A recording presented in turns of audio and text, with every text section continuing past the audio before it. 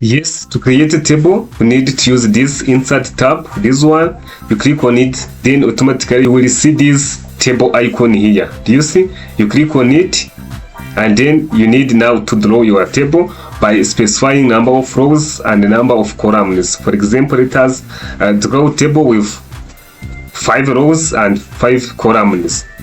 So we can just count 1, 2, 3, 4, then 5.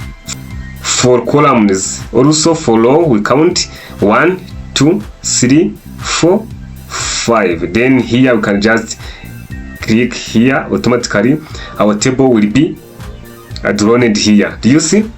Now you can just choose design